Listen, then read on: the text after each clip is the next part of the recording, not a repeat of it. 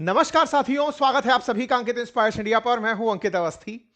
भारत में India US trade deal हो जाने के बाद जिस तरह की बातें चल रही हैं वो ये कि भारत ने किसी दबाव में आकर के अमेरिका के साथ ट्रेड डील की है। अमेरिका के साथ पिछले 1.5 साल से चली आ रही बातचीत में ये अचानक प्रेशर वाली बात का बाहर आना और इस प्रेशर में ये बात पता चलना कि मोदी जी कहीं ना कहीं कॉम्प्रोमाइज हो गए हैं, ये आरोप लीडर ऑफ अपोजिशन के द्वारा संसद के बाहर लगाना, ये सारी बातें दर्शाती हैं कि भारतीय इस बात को जानने के हकदार हैं कि असल मायने में इस पूरी कहानी के पीछे क्या था।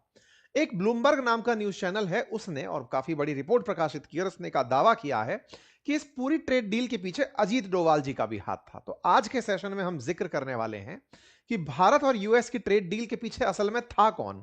डोभाल साहब थे कि एप्स्टाइन था जो मर गया, या एप्स्टाइन की आत्मा, या ट्रंप की बार्गेनिंग पावर, और क्या वाकई में भारत ने रूस से तेल खरीदना बंद कर दिया है। ये सारी बातें आज के सेशन में जिक्र होंगी, क्योंकि फिलहाल सुर्खियों में या तो डोभाल साहब का नाम चल रहा है या एप्स्टाइन जो कि मर चुका है लेकिन उसकी बातें जो राज की तरह दफन है, कई हजार कागजों में, कई सारी तस्वीरों में, उनमें प्रधानमंत्री नरेंद्र मोदी जी का नाम होना, जिसका दावा किया जा रहा है राहुल गांधी जी के द्वारा कि वो कॉम्प्रोमाइज हो गए। और ब्लैकमेल होने के बाद में, एक तो कॉम्प्रोमाइज का मतलब आसान भाषा में कि सामने वाला उनको दबा दिया कह करके कि या तो मान जाओ नहीं तो तुम्हारे ऊपर हम इस तरह की चीजें बाहर निकाल कर ले आएंगे। फिलहाल के लिए इन सारी बातों का विस्तार से विश्लेषण प्रयास करेंगे, जानेंगे कि ये उन दिनों की बात है जब से लेकर अब तक की ये कल की बात है। इन सारी बातों का विस्तार से चर्चा करते हैं। चलिए देखते हैं इन भाई साहब ने क्या कुछ बदल दिया है भारत की राजनीति में। अक्सर भारत की राजनीति पर लोग जो फोकस करते हैं, अक्सर उनका कहना मुझसे सवाल के रूप में यही होता है कि आप जियोपॉलिटिक्स की इतनी चर्चा क्यों करते हैं।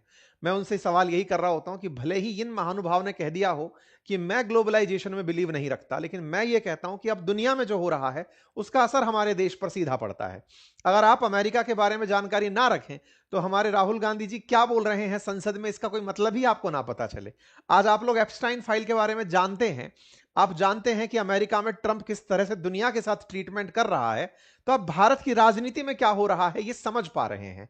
बस यही प्रयास हमारा जियोपॉलिटिक्स से भारतीय पॉलिटिक्स को समझने का होता है। फिलहाल के लिए ट्रंप से संबंधित बात करते हैं उस समय की जिस समय ट्रेड डील के नाम पर कुछ था ही नहीं, टैरिफ जैसी चीजें हुआ नहीं करती थी। थोड़ा इतिहास खंगालते हुए लेकर आते हैं ताकि आपको पूरी पटकथा एकदम पता चली ऐसा है या पूरी बहुत दिनों से बनती आ रही थी, ये सारी बातें हैं। देखिए, एक समय की बात है जब भारत यूएस अच्छे ट्रेड पार्टनर्स हुआ करते थे। अमेरिका भारत का नंबर 1 ट्रेड पार्टनर हुआ करता था। भारत जब अमेरिका को सामान बेचता था तो सामान के ऊपर अमेरिका 3.3% के आसपास ट्रेड टैरिफ लगाता था कि आप हमारे देश में बेचोगे तो हम इतना परसेंट आपसे टैक्स वसूलेंगे। वहीं औसत रूप से भारत अमेरिकी सामान पर लगभग 17.5% के आसपास टैक्स वसूलता था। यह एक एवरेज हुआ करता था। अमेरिका 3.5% वसूल रहा है, हम 17.5%, मतलब 3.5, 3, 18, इस तरह से वैल्यू चलती रहती थी। ट्रंप को हमेशा से यह रहा कि इंडिया हमसे कई गुना ज्यादा टैरिफ वसूलता है। स्वाभाविक है, 5 टाइम्स ज्यादा दिख ही रहा है, 6 टाइम्स ज्यादा दिख रहा है और मोर प्रोपोर्शनेटली। तो ऐसे में इनको हमेशा से ये वाली बात कि भारत हमसे ज्यादा टैरिफ वसूलता है। लेकिन ये बात इनको ही कैसे पता चली, और पिछले कार्यकाल में तो पता नहीं थी, ये अचानक कैसे पता चली, इसमें कहानी क्या है, उसके ऊपर भी हम वो ट्रिगर पॉइंट तलाशने का प्रयास करते हैं। खैर, इस बीच में 2024 में एक समय ऐसा भी आया जब चाइना भारत का नंबर 1 ट्रेड पार्टनर बनकर के उभरा था। अमेरिका के लिए हमेशा भारत या तो चाइना के साथ रहेगा या अमेरिका के साथ, ये उसके लिए एक बड़ा ईगो का पॉइंट रहा है कि दुनिया में G2 नाम की 2 पावर हैं, उन 2 पावर्स में से अमेरिका सबसे बड़ी पावर है और सबसे ज्यादा लोग उसी के पक्ष में होने चाहिए। खैर, 2024 के अंदर इलेक्शंस की घोषणा होती है अमेरिका के अंदर। एक तरफ बाइडेन खड़े थे, एक तरफ ट्रंप खड़े थे। बाइडेन भारत के पड़ोस में बड़ी ही अस्थिरता बनाए हुए थे। आपने देखा था जिस तरह बांग्लादेश के हालात पैदा कर दिए थे, इमरान खान को जेल डाल दिया था।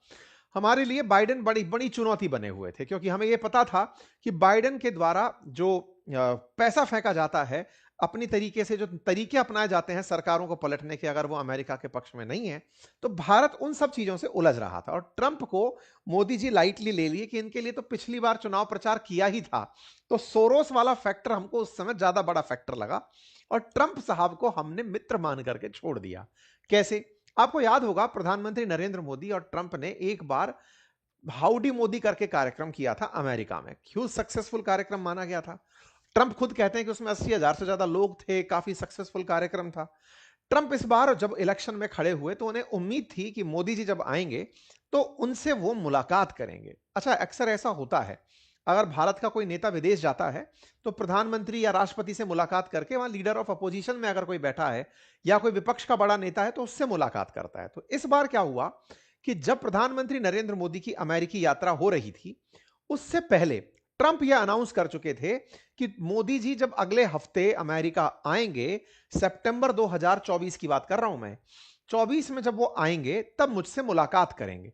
ट्रंप अपने इलेक्शन कैंपेन में अपने आप को मोदी का हितैषी बताते हुए पब्लिक में सबके सामने अनाउंस कर दिए कि मैं इतना बड़ा लीडर हूं, कि इतनी बड़ी डेमोक्रेसी का जो लीडर है, आज मैं कुछ नहीं हूं, पूर्व उपराष्ट्रपति ही तो हूं, चुनाव में उतरा हूं, लेकिन जब वो आएंगे तो मुझसे मुलाकात करेंगे।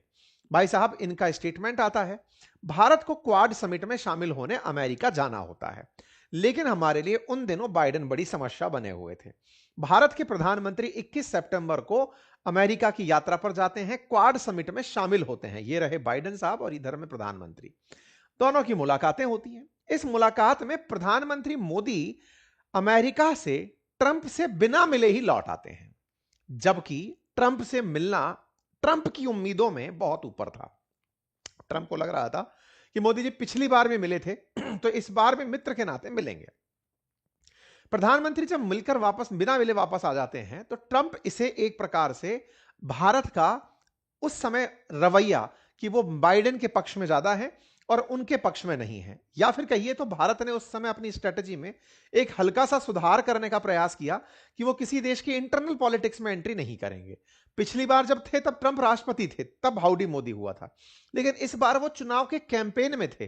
तो दूसरे देश का अगर प्रधानमंत्री आकर आपके चुनाव कैंपेन को संबोधित कर दे तो वो चुनाव में प्रभाव डालने वाली बात हो जाती है। कल को आकर के मान लीजिए कि हमारे देश के इलेक्शन में कोई दूसरे देश का राष्ट्रीय अध्यक्ष आकर के किसी एक नेता के साथ खड़े होकर के चुनाव प्रचार कर दे तो भारत उसे स्वीकार नहीं करेगा। ऐसा ही भारत ने अमेरिका में नहीं किया, लेकिन ट्रंप ने इसे ईगो से ले लिया। ट्रंप ने जैसे ही इसे ईगो से लिया, तारीखों पर नजर करते चले, 24 सितंबर को प्रधानमंत्री लौटकर वापस आते हैं।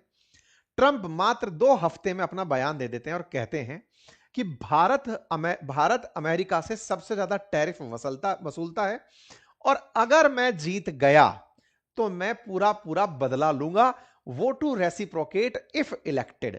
यानी कि बदला लेने की जो बीज है ना, वो यहां से एक दोस्त का इंतजार था कि वो आकर मिलेंगे। ट्रंप ने उन्हें दोस्त के रूप में तो याद रखा, लेकिन यह भी ध्यान रखा कि मैं अगर राष्ट्रपति बन गया, अगर की बात क्यों है, क्योंकि इनके इलेक्शन होते हैं नवंबर में जाकर, और जब जनवरी में जाकर के ये लोग राष्ट्रपति का शपथ लेते हैं। अक्टूबर में साहब इन्होंने अनाउंस कर दिया। ट्रंप ने भारत पे तो गेम खेला ही खेला, दुनिया के बाकी देशों को भी एक साथ लपेट दिया कि मैं अगर चुनाव जीत गया तो बेटा सबसे पैसे वसूलूंगा। यह बात जैसे ही बाहर पब्लिक में आई, ट्रंप के पक्ष में यह बात मेक अमेरिका ग्रेट अगेन की तरह दिखाई दी और ट्रंप इस बात को बोल करके चुनाव जीत जाते हैं। और वो अपने बयानों में यही नहीं रुकते, वो कहते हैं कि अमेरिका के विरोध में जितने भी संगठन बन रहे हैं जैसे ब्रिक्स, अगर वो ये सोचता है कि डॉलर का सब्स्टिट्यूट ले आएगा, मैं बेटा उस पर भी टैरिफ लगाऊंगा। कुल मिलाकर के ट्रंप ने चुनाव में आने से पहले ही धमकाना शुरू कर दिया, क्योंकि कहीं ना कहीं वो किसी बात पर ट्रिगर था। उसे ये महसूस हो रहा था कि मेरे को ये लोग इग्नोर कर गए। कोई बात नहीं, इलेक्शन हो जाते हैं, इलेक्शन के रिजल्ट्स आ जाते हैं। भारत अमेरिका में राष्ट्रपति की शपथ लेने से पहले ही यह मान चुका होता है कि यह व्यक्ति आएगा, कुछ तो करेगा। इसकी चलते हम लोगों ने दिसंबर 2024 में इस बात का रिव्यू करना शुरू कर दिया था कि अगर उसने वाकई में रेसिप्रोकल टैरिफ लगा दिए तो क्या होगा। चलिए, लेकिन ट्रंप डायरेक्ट भारत पर रेसिप्रोकल टैरिफ नहीं लगाने वाले थे। ऐसा करते तो मामला ज्यादा निजी हो जाता। मेरे इंतकाम को, मेरे प्यार का, मेरे इंतकाम का तो मुकाम देखिएगी, कुछ वैसा हो जाता। खैर, फिलहाल के लिए समय बीतता गया, फरवरी आया, जनवरी में शपथ होती है। फरवरी में ट्रंप महोदय मैक्सिको, कनाडा, चाइना पर टैक्स की, टैरिफ की घोषणा कर देते हैं कि मैं इन देशों से इतना टैरिफ लूंगा। अल्टीमेटली इन्हें इंडिया तक पहुंचना था।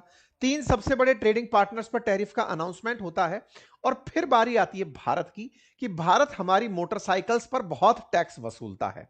भारत पर जैसे ही बयान आते हैं, भारत का अभी जैसे बजट आया 26 का, ऐसे उस समय 25 का बजट आ रहा था। हमने उस समय तत्काल प्रभाव से हैवी जो इंपोर्ट्स थे, जो ड्यूटी लगती थी, उनको कट कर दिया बिना ट्रंप के टैरिफ को सुने, क्योंकि हम मान गए थे कि ट्रंप जिन चीजों पर हैवी टैरिफ की बात कर रहे हैं हम उन्हें खुद ही काट देते हैं, क्या पता इससे ट्रंप खुश हो जाएं। भारत ने बजट में से ट्रंप टैरिफ की थ्रेट के चलते हुए इंपोर्ट ड्यूटी जो अमेरिकन बाइक्स पर लगती थी उसे अचानक कम कर दिया पिछले बजट के अंदर। कोई बात नहीं साहब, लेकिन अब भारत के प्रधानमंत्री को अपने दोस्त से मिलने जाना था। ये जो विजिट थी, इस विजिट को लेकर के आज तक मतलब बड़ा असहज महसूस किया जाता है भारतीयों के द्वारा भी और दुनिया में जो जियोपॉलिटिक्स समझते हैं उसके द्वारा भी, कि ट्रंप जिस समय फायर मोड में थे, क्या प्रधानमंत्री को उस समय जाना चाहिए था मुलाकात करने, या फिर पहले पहले मिलकर नहीं आए थे, वो एक गड़बड़ थी। कारण खोजने वाली बात है, कनेक्टिंग डॉट वाली बात है।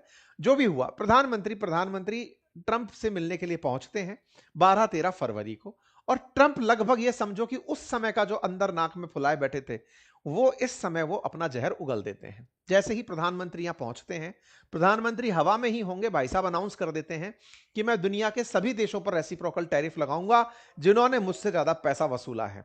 मतलब प्रधानमंत्री की मुलाकात होनी है उससे पहले ये अनाउंसमेंट पर लगे हुए हैं। हद तो तब होती है जब प्रधानमंत्री बगल में इनके खड़े होते हैं, उस समय पर यह बयान देते हैं कि इंडिया ने हमसे बहुत ज्यादा टैरिफ वसूले हैं, हाईएस्ट टैरिफ नेशन है इंडिया, भारत हमसे इतना टैरिफ वसूलता है। इन सारी बातों को प्रधानमंत्री के सामने कहा गया और यह कहा गया कि आप हमसे F-35 खरीदिए। अब देखिए, भारत के लिए अपने आप में चुनौती है कि ट्रंप को इनके मुंह पर, जब ये दुनिया पर टैरिफ लगाने की घोषणा कर चुके हैं, उस समय खुद पर टैरिफ लगाने से रोकना है, प्लस इनके साथ में F-35 भी नहीं लेना है। भारत ने इस विषय पर कोई बात नहीं बोली, भारत चुप्पी साध गया। प्रधानमंत्री वापस आ जाते हैं, हम अपने स्तर पर बातचीत करना शुरू करते हैं कि कैसे अमेरिका के साथ बढ़िया किया जा सके। लेकिन ट्रंप का एडमिनिस्ट्रेशन उस समय हमको धमकाना शुरू करता है कि सुनो, अब जब ट्रंप बोल रहे हैं तो आप लोगों को रूस से अपना डिफेंस इक्विपमेंट खरीदना बंद करना पड़ेगा। उधर से हमारे ऊपर प्रेशर टैक्टिक्स शुरू होती हैं। भारत को सारे के सारे जो मतलब जितने भी इनके साथ, रशिया के साथ में जो डील चल रही थी, उसको लेकर के धमकाना शुरू किया जाता है। और भारत इन चीजों में बड़ा ही कीन ऑब्जर्वर होकर चलता है कि ट्रंप कितना दूर तक जाएंगे।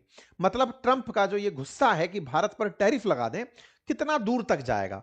क्या ये वाकई में रूस से हमारा तेल खरीदना रोक देंगे जैसे बाइडेन ने अलाउ किया हुआ था। भारत इस समय पर हल्के हल्के कुछ करता चला जा रहा था, और वो क्या, भारत हल्के हल्के रूस के प्रति प्यार दिखा रहा था, चाइना के प्रति प्यार दिखा रहा था, चाइना से रिश्ते सुधार रहा था। ऐसी बातें हमने अपने बयानों में भी, जैसे प्रधानमंत्री ने एक पॉडकास्ट के अंदर भी ये बात बोली कि चाइना भारत के लिए कैसा महत्वपूर्ण राज्य, कैसा महत्वपूर्ण देश है। चाइना ने इसको अप्रिशिएट किया, और ट्रंप ये जानते थे कि अगर मैं ज्यादा तार खींच दिया तो ये लोग चाइना के करीब चले जाएंगे। ऐसे में इंडिया यूएस की जो ट्रेड टॉक्स हैं वो कई लेवल पर चलना शुरू होती हैं कि भाई हम लोग रेसिप्रोकल टैरिफ से कैसे बचें, ट्रंप के साथ बातचीत क्या करें। लेकिन ट्रंप तो ट्रंप है, उन्होंने अगला महीना बीता अप्रैल में रेसिप्रोकल टैरिफ पूरी दुनिया पर अनाउंस कर दिए। भारत पर लैंड हुए 26% टैरिफ। कहा कि भारत मुझ पर 52% लगाता है, मैं बदले में इनके ऊपर 26% टैरिफ लगा रहा हूं। ट्रंप ने भारत पर डिस्काउंट करते हुए कि लीजिए हम भारत के ऊपर 27%, 52% ये हमसे लगाते हैं और इन्होंने हम पर 27% टैरिफ लगाने का अनाउंसमेंट कर दिया, और कहा कि भारत तो हमारे ऊपर 70% तक टैरिफ लगाता है कई वस्तुओं पर, लेकिन कोई बात नहीं, अभी मैं फिलहाल इन पर आधा टैरिफ लगाता हूं।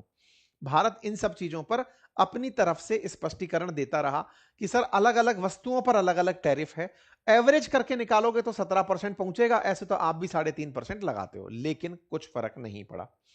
जुलाई 9 में अमेरिका एडिशनल 26% जो इंडिया पर लगे थे उन्हें सस्पेंड करता है कि ठीक है, आगे आने वाले समय पर फिर से आप लोगों के साथ बातचीत करेंगे। इस बीच में एक घटना होती है कि जेडी वेंस भारत की यात्रा पर चले आते हैं।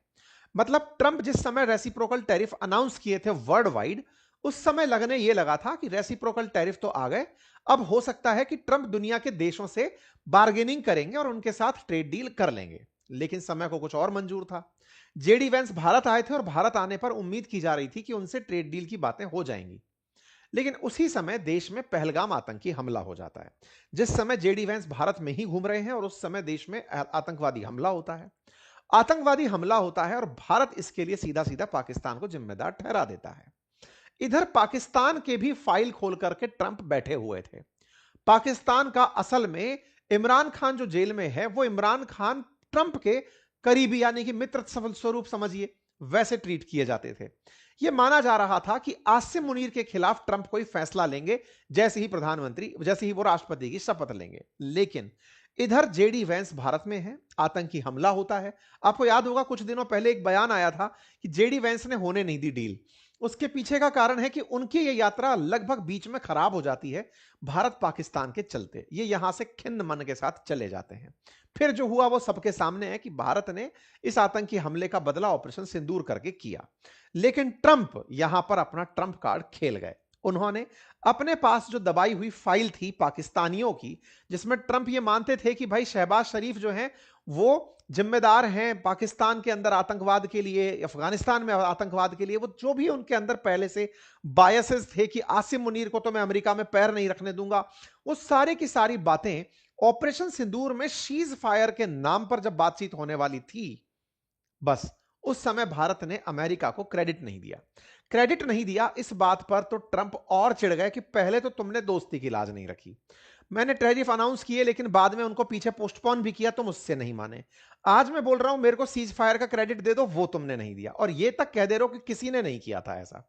इंडिया ने थर्ड पार्टी रिजेक्ट कर दिया कि कोई मीडिएशन नहीं था। बस यहां से ट्रंप को तो अब तक टैरिफ के दम पर था और अब था प्रधानमंत्री मोदी की इज्जत के साथ खेलना, कि उनको एक जो स्ट्रांग प्रधानमंत्री सामने खड़ा दिख रहा है, जो ट्रंप के किसी भी बात से नहीं हिल रहा है, जिसके पीछे इतनी जनता है जो इसको इतना पसंद करती है, अब इनको कैसे मैं टार्निश कर सकता हूं, इनकी इमेज को कैसे खराब कर सकता हूं। भाई साहब, इन्होंने पूरी तरह से खेला पलटने की प्रयास कर दिए कि मैंने 90 बार तो ये अनाउंस कर दिए अब तक कि मैंने उनका युद्ध रुकवाया, इतने फाइटर जेट पाकिस्तान ने गिराए। ये सारे बयान इन लोगों ने पकड़ लिए क्योंकि इन्हें ये समझ में आ रहा था। और ट्रंप बिल्कुल आसिम मुनीर, जिसको रिजेक्ट करने की तैयारी कर रहे थे, सैंक्शन करने की तैयारी कर रहे थे, उनको अपने पास व्हाइट हाउस में बुलवा लिए।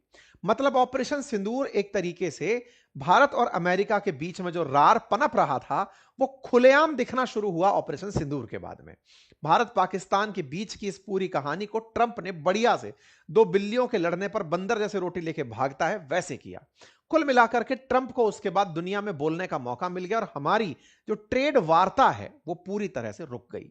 इस बीच में अमेरिका हमारे साथ में जीएम फसलों को लेकर दबाव बनाने लगा। इस बीच में यूएस की टीम भारत आई है, लेकिन उस टीम के बयान का कोई मतलब भारत में निकलकर नहीं आया। भारत ने F-35 इसी गुस्से में खरीदने से मना कर दिया कि साहब आपका F-35 बेकार है। ट्रंप को यह बात और चुभी, उन्होंने हम पर अतिरिक्त 25% टैरिफ लाद दिया कि आप रशिया से तेल खरीदते हो, लो मैं आपके ऊपर 25% टैरिफ और लगाता हूं। कुल मिलाकर के इंडिया पर रूसी तेल खरीदने का भी पेनल्टी आ ही गया।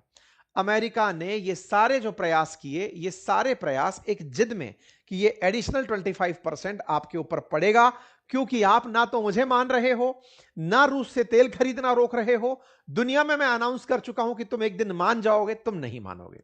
भारत यहां पर नहीं रुका। भारत के पास पुराने अनुभव काम आए। आपको याद होगा 1998 में जब भारत ने परमाणु बम का परीक्षण किया था, तब भी हमारे ऊपर लाद कर टैरिफ लगा दिए थे अमेरिका ने। टैरिफ का मतलब सैंक्शंस लगा दिए थे, व्यापार नहीं कर सकते, किसी देश के साथ में आप ट्रेड नहीं कर सकते, तमाम चीजें थी। ऐसी स्थिति में जब भारत के साथ यह स्थिति बनने लगी, भारत ने रुख अख्तियार किया उन देशों का जिनसे ट्रंप चिढ़ते हैं। भारत के प्रधानमंत्री चाइना की यात्रा पर पहुंच जाते हैं, दोनों की मुलाकात होती है। बस यहीं से कहते हैं कि सारा टर्निंग पॉइंट आया जो आज आप देख रहे हैं। भारत के प्रधानमंत्री की चीन यात्रा एक्सपेक्टेड नहीं थी, और इस तस्वीर जिसके ऊपर हमने उस समय भी कहा था कि ट्रंप बहुत खिसियाएंगे, और खिसियाई भी थे, इस तस्वीर ने उन्हें पूरी तरह झकझोर दिया कि भारत कहीं मेरे अत्यधिक खींचने से दूर तो नहीं चला जा रहा है। और यही हुआ कि भारत के प्रधानमंत्री को 17 सितंबर के दिन ट्रंप ने फोन करके बर्थडे विश किया। ये जो बर्थडे विश की कहानी है ना, इस बीच में कहानी रची गई। यहां पर 1 सितंबर देख रहे हैं, यहां पर 17 सितंबर। इन 15 दिनों में कुछ हुआ था। क्या हुआ था? कहते हैं कि इन 15 दिनों में भारत की तरफ से डोवाल साहब, जो हमारे एनएसए हैं, ये अमेरिका की यात्रा पर गए। जो ब्लूमबर्ग का दावा है, जो अब आया है, उस दावे में कहा गया है कि भारत की तरफ से डोवाल साहब अमेरिका गए थे, वहां जाकर के मार्को रूबियो से मुलाकात की थी, और यह संदेश दिया था कि अगर आप ऐसे ही खींचते चले जाएंगे तो हम भी खींचते चले जाएंगे। हमारे पास अनुभव बड़े हैं, हमारे पास पुराने अनुभव हैं, अमेरिकी प्रतिबंधों के, हमने लंबा समय जिया है अमेरिका के खिलाफ। अगर आप ऐसे ही करते रहे, भारत को अंतरराष्ट्रीय मंच पर डेड इकोनॉमी की तरह ट्रीटमेंट देते रहे, आप ये सारी चीजें करने का प्रयास किए, तो फिर भारत भी दूर होता चला जाएगा। अगर अमेरिका चाहता है कि भारत के साथ ट्रेड संबंध सुधारे जाएं, तो ट्रंप से कहिए कि वो भारत के खिलाफ बयान देने बंद करें। कहते हैं कि तब से लेकर साल के अंत तक ट्रंप ने प्रधानमंत्री मोदी से 4 बार टेलीफोनिक वार्ता की और उसकी शुरुआत असल में 17 तारीख बर्थडे यानी हैप्पी बर्थडे से हुई थी। कहते हैं कि यह काम ब्लूमबर्ग में जो आया है कि डोभाल साहब, जिसकी यात्रा के बारे में डिटेल कहीं बाहर नहीं आया, ब्लूमबर्ग ने जानकार सूत्रों से यह वाली बात बाहर निकाल कर दी है। भारत यहां पर नहीं रुका। भारत इस बीच में ट्रंप के अपने ही किए प्रयासों में फंसते हुए उन्हें देखकर यूरोपियन यूनियन के साथ लंबे समय से अवेटेड ट्रेड डील को फाइनल कर दिया। इधर की तरफ दोनों देश अपने अपने स्तर पर अपनी बातें रखते गए। भारत अपनी तरफ से टैरिफ से निपटने की तैयारी इनकी मदद से या फिर तमाम प्रकार के सरकारी प्रयासों से करता रहा। यह ब्लूमबर्ग की रिपोर्ट है जो 4 फरवरी को प्रकाशित हुई, जिसमें यह है कि ट्रंप से मिलने के लिए डोभाल साहब गए थे, जिन्होंने ये सारी बातें रखी थी, और ट्रंप को कहा गया था कि वो भारत के खिलाफ कोई बयान ना दे और मदद करे। अमेरिका भारत को विकसित राष्ट्र बनने में 2047 तक का लक्ष्य है। भारत अमेरिका की तरफ देखता है, लेकिन ये रिश्ते सुधार कर होगा, खराब कर कर नहीं होगा। ट्रंप के खुद के लोग भी टैरिफ से परेशान थे। ऐसे में भारत की तरफ से कोई संदेश वहां पहुंचा, इसने बर्फ जो जमी थी उसे पिघलाने का काम किया। इसी बीच में ट्रंप भारत के लिए एक अपना राजदूत नियुक्त कर देते हैं। भारत के अंदर अमेरिकी राजदूत पहुंचते हैं जिनका नाम सरगई गोर है, और भारत में जब उनकी मुलाकात भारत के विदेश मंत्री से होती है, तो उस समय पर दोनों के बीच में यह तय होता है कि हम कैसे ट्रेड डील को आगे ला सकते हैं। सरगई गोर दिसंबर के अंदर भारत आ चुके थे और वो लगातार भारत के नेताओं से, भारत के मुखियाओं से, सभी राजनेताओं के जो राजनीतिक प्रमुख हैं उनसे, मंत्रालयों से मुलाकात में लगे हैं। सरगई गोर ट्रंप के काफी करीबी हैं और उनके द्वारा यह बातचीत वहां पर पहुंचाई गई और एक रास्ता बना कि इनके बीच में ट्रेड डील हो जाए, जो लंबे समय से चली आ रही थी, एक्सपेक्टेड थी। रेसिप्रोकल टैरिफ अनाउंस होने के बाद से, यानी कि अगर ऑपरेशन सिंदूर ना हुआ होता तो उससे पहले ट्रेड डील हो गई होती, लेकिन ये जो दूरियां बढ़ती जा रही थी, जो नहीं होनी थी, वो अब जाकर के हो गई। दिसंबर के अंदर जब राजदूत भारत आए, उसके बाद ये खेल हुआ। लेकिन हमारे देश में एक और कहानी आ गई, और वो कहानी थी एप्स्टाइन फाइल की, जो लीडर ऑफ अपोजिशन के द्वारा हाल ही में संसद के बाहर बताई गई कि प्रधानमंत्री इस फाइल में अपने नाम आने से डर गए हैं। क्या है ये फाइल? मैं अपने कई सेशंस में आपको बता चुका हूं। पीएम इज कॉम्प्रोमाइज्ड, ऐसा कहकर राहुल गांधी जी आरोप लगा रहे हैं कि इतने समय से जो ट्रेड डील नहीं हो रही थी, ये लास्ट मोमेंट पर इसलिए हो गई क्योंकि प्रधानमंत्री का इसमें नाम आ गया। देखिए, मैं इस पर और डिटेलिंग में आपको चलकर चर्चाएं करूंगा, लेकिन चूंकि हमारे देश की जनता नहीं पता कितना जानती है, लेकिन आप और हम इस बात को अच्छे से जानते हैं क्योंकि हमने मल्टीपल टाइम इन विषयों पर डिस्कशन किया है। एप्स्टाइन फाइल अमेरिका का सबसे बड़ा राजनीतिक मुद्दा था। जब ट्रंप चुनाव लड़ रहे थे ना, तब से यह मुद्दा है। ट्रंप के पिछले कार्यकाल से जुड़ा मुद्दा है, क्योंकि एप्स्टाइन पिछले कार्यकाल में मरा था, ट्रंप का दोस्त था, ट्रंप के कार्यकाल में उसकी मौत हुई थी, ट्रंप पर आरोप था कि मरवा दिया। वो ट्रंप जो पिछले कार्यकाल से लेकर अब तक खुद, क्योंकि बार बार उसको एलॉन मस्क धमका रहा था कि फाइल खुलेगी तो सरकार तुम्हारी गिर जाएगी, वो एप्स्टाइन फाइल अगर प्रधानमंत्री मोदी का नाम वहां रहा होता, तो उस फाइल पर जब से चर्चाएं शुरू हुई होती ना, भारत इतना ज्यादा रिजिड होकर के ट्रेड में फंसता ही नहीं, इतना ज्यादा टेंट्रम करता ही नहीं, अब तक ना जाने कब का ट्रेड डील कर चुका होता। भारत इतने लंबे समय से, अब आपको मैं लंबे समय की जानकारी क्यों दे रहा हूं, क्योंकि 2024 के चुनावी वादे में ट्रंप ये बोल चुके थे, जैसे ये बोल चुके थे कि रेसिप्रोकल टैरिफ लगाऊंगा, ऐसे बोल चुके थे कि मैं एप्स्टाइन फाइल खोलूंगा। और प्रधानमंत्री इस बात को बेहतर तरीके से जानते होंगे, क्योंकि उनके जानकार ये भी तो बताएंगे ना, सर आपका नाम वहां हो सकता है, क्योंकि आपके जानकारी में था वो व्यक्ति। ऐसे में अगर ये बात उनको प्रभाव में डाल रही होती, तो ये खेला बहुत पहले हो गया होता, क्योंकि एफबीआई की रिपोर्ट सीधा ट्रंप के पास होती कि साहब ऐसे ऐसे इस मुद्दे पर आप बात करिए, ब्लैकमेल कर लीजिए। एनीवे, अगर ये कॉम्प्रोमाइज की ही बात है तो इसको एक और तरीके से देखते हैं। आज से 2 दिन पहले मैंने आपको ये वाली जानकारी दी थी कि एप्स्टाइन फाइल में प्रधानमंत्री मोदी का नाम किस कंटेक्स्ट में आया है। उसमें आया है कि ये इजराइल की जब यात्रा पर गए थे, तो इजराइल की यात्रा में नाचे गाए थे ट्रंप की खुशी के लिए। यस, प्रधानमंत्री मोदी 70 साल बाद कोई देश का प्रधानमंत्री इजराइल गया था, लेकिन इसमें ट्रंप का कोई रिलेशन या अमेरिका का कोई रिलेशन या एप्स्टाइन का कोई रिलेशन नजर नहीं आया। एक बात जो निकल कर आई वो थी कि एक पत्रकार के साथ में प्रधानमंत्री की बातचीत करवाने वाली बात, जो कि ट्रंप के मित्र हैं, वो भी वाया अनिल अंबानी कराने की बात निकलकर उसके मैसेज में आई कि प्रधानमंत्री मोदी की बातचीत कराने की बात हो रही है। लेकिन इंटरेस्टिंग फैक्ट यहां पर भी है, अभी जब ऑपरेशन सिंदूर हुआ तो आप और हमने मल्टीपल टाइम एक विषय पर चर्चा की कि पाकिस्तान ट्रंप के इतना करीबी कैसे हो गया। तब हमने आपको बताया कि अमेरिका में खुलेआम एक काम चलता है और वो काम है लाइजनिंग का। वहां पर जैसे हमारे यहां दलाल होना शब्द गंदा माना जाता है, अमेरिका में लाइजनर होना इज्जत की बात मानी जाती है। लॉबिस्ट कहा जाता है उन्हें, लॉबी करने वाला कहा जाता है। और अमेरिका के राष्ट्रपति खुलेआम बोलते हैं कि ये मेरा परिवार का सदस्य है, ये मेरा मित्र है, इनसे काम कराइए। जैसे गाजा का युद्ध रुकवाने की बात हो, रशिया यूक्रेन की बात हो, ये सारी बातें वहां पर दलाल लोग करते हैं। अमेरिका में पाकिस्तान ने अपने लिए दलाल नियुक्त किया था। एप्स्टाइन जो कि सबसे पावरफुल लोगों के संपर्क में था, और वो ये चाहता ही था कि उसे लोग दलाल के रूप में ही माने, क्योंकि उसका सब राष्ट्रपतियों के साथ में संबंध है, पार्टी चाहे जो भी हो वो सबके काम बनाता है। तो अमेरिका के अंदर तो जब तक वो गुनहगार नहीं था तब तक वो दलाल ही था। और लगभग उसके तो फाइल खुल के आने तो ना जाने कितने लोगों के नाम आने चाहिए जो उसके साथ दलाली करवाते थे या फिर लॉबिंग करवाते थे। खैर, फिलहाल के लिए प्रधानमंत्री मोदी और ट्रंप के बीच में जो भी संबंध रहे, ये संबंध सवाल के घेरे में इसलिए नहीं आते क्योंकि अगर आप गहराई से देखें तो 1 महीने पहले एप्स्टाइन फाइल खुल गई थी। उस समय भी ट्रंप के साथ ट्रेड वार्ता चल रही थी। एप्स्टाइन फाइल में नहीं पता था क्या दिखेगा, लेकिन ट्रेड डील तब भी नहीं हुई थी। और पीछे चलते हैं, कांग्रेस के एक पूर्व मुख्यमंत्री ने दिसंबर में एक बयान दे दिया था कि देश की सरकार पलट जाएगी जिस दिन एप्स्टाइन फाइल खुलेगी। प्रधानमंत्री को हरदीप सिंह पुरी जी के नाम के बारे में इन्होंने जानकारी दी कि सर ऐसा ऐसा नाम मिल सकता है। फिर से वही बात, जब इस फाइल में इतना कुछ मिल सकता है और आपको पता है कि मेरी फाइल में मेरा नाम आ जाएगा, भाई साहब नेगोशिएशन बहुत पहले ही हो गए होते। तुम्हारा नाम है, अरे भाई रिश्वत किस बात की ली जाती है? नाम दबाने की कि नाम उजागर करने की? उजागर होने के बाद तो कुछ होता नहीं है। तो एप्स्टाइन फाइल में जब सब कुछ ही उजागर होकर आ गया तो उसके बाद में यहां पर ट्रेड डील 2 महीने पहले भी हो सकती थी। अब कुछ जानकारी लोगों के दिमाग में आएगी, वो कहेंगे सर सारे डॉक्यूमेंट क्या पता अभी भी बाहर ना आए हो सकता है कुछ ऐसा छुपा हुआ डॉक्यूमेंट अभी भी हो जो कि प्रधानमंत्री को पता हो, इसलिए वो ट्रेड डील के लिए मान गए हो। बस यहां पर मेरा इतना सतर्क है, आप इसको जहां पर डाल सकें आप यूज करिए कि साहब प्रधानमंत्री नरेंद्र मोदी अब तक ट्रंप के बारे में यह तो जान चुके हैं कि यह मुंहफट आदमी है, कुछ भी बोल सकता है, कहीं पर भी कुछ भी रख सकता है। और अगर ऐसा हुआ तो ट्रंप कोई सी भी बात डील के बाद भी बोल सकते हैं।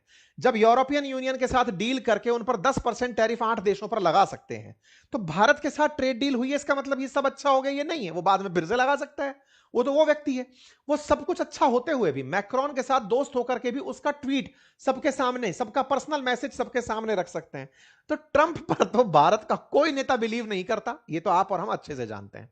मेरा केवल तर्क यहां पर यही बनता है कि एप्स्टीन फाइल में नाम आने की वजह से भारत की सरकार उसके साथ ट्रेड डील पर मान गई हो, ये थोड़ा हजम कम होता है। लेकिन हो सकता है साहब हमारे विपक्ष के नेता के पास कोई ऐसी सबूत हो, ऐसी कोई जानकारी हो जो वो देश के सामने रखना चाहते हो सकता है उनके पास ऐसी कोई जानकारी हो कि प्रधानमंत्री की ये अंतरंग तस्वीरें हैं जो बाहर आ चुकी हैं, सबको देखनी चाहिए, तो फिर वो विषय निश्चित ही चर्चा का रहेगा। रही बात रूस से तेल खरीदने की, रूस से तेल खरीदने के मामले में रूस का कहना यह है कि भारत के पास सारे विकल्प खुले हैं। हमको अब तक तो नजर नहीं आता कि भारत ने हमसे कोई दूरी बनाई हो, लेकिन खुले हैं। भारत जिससे चाहे तेल खरीदे, जिससे चाहे मतलब तेल खरीदे, हमको उससे कोई भी दिक्कत नहीं है। मॉस्को अच्छी तरह से जानता है कि भारत के लिए हम एकमात्र तेल सप्लायर नहीं है, बहुत सारे तेल सप्लायर। इससे यह पता चलता है कि भारत अगर रूस से कल तेल खरीदना बंद भी करता है तो उससे भारत और रूस के संबंध खराब नहीं होंगे। रही बात एग्रीकल्चर को लेकर के जो बयान दिया जा रहा है, वैसे 4 दिन बाद इसका डिटेल डॉक्यूमेंट आने वाला है कि कौन से सेक्टर पर क्या डील हुई है। लेकिन हां, एग्रीकल्चर के विषय में कहा गया है भारत के पीयूष गोयल जी द्वारा, जो वाणिज्य मंत्री है उनके द्वारा, कि हमने सेंसिटिव सेक्टर जो एग्रीकल्चर का है, डेयरी का है, इसको पूरी तरह से बाहर रखा है यूएस की ट्रेड डील से। इसमें किसी प्रकार की कोई बातचीत नहीं हुई है। अब ये सारी बातें तो बाहर आ गई, लेकिन ultimately nation wants to know, देश को जानना है और जानना चाहिए। डिटेल डॉक्यूमेंट 4 दिन में बाहर आएगा तो पता चल जाएगा कि डेयरी में क्या परमिशन दी गई है, क्रॉप्स को या फसल को लेकर क्या परमिशन दी गई है। और रही बात एप्स्टीन फाइल की, तो इंतजार क्यों करना, जब इतना खुल के बाहर आ गया है तो थोड़ा सा 7-8-10 दिन में कुछ और भी बाहर आ जाएगा। वो भी देख ही लिया जाएगा। लेकिन हां, देश लंबे समय से नेगोशिएशन में था, ट्रंप के साथ लंबे समय से वार्ता चल रही थी, ये सबको पता है। यही बिहाइंड द सीन है जो आपके साथ में साझा करना था।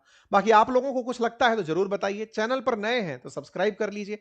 और एक हमारा ध्येय वाक्य है, जिसे अक्सर हम बोला करते थे साल 2 साल पहले, आजकल अंकित इंस्पायर इंडिया पर नहीं बोलते, फिर से हम इसको शुरू कर रहे हैं, और वो ये कि बड़ों का सम्मान करें, छोटों को प्यार दें और अपना व्यक्तित्व इस प्रकार से विकसित करें कि महिलाएं आपके पास सुरक्षित और सम्मानित महसूस करें।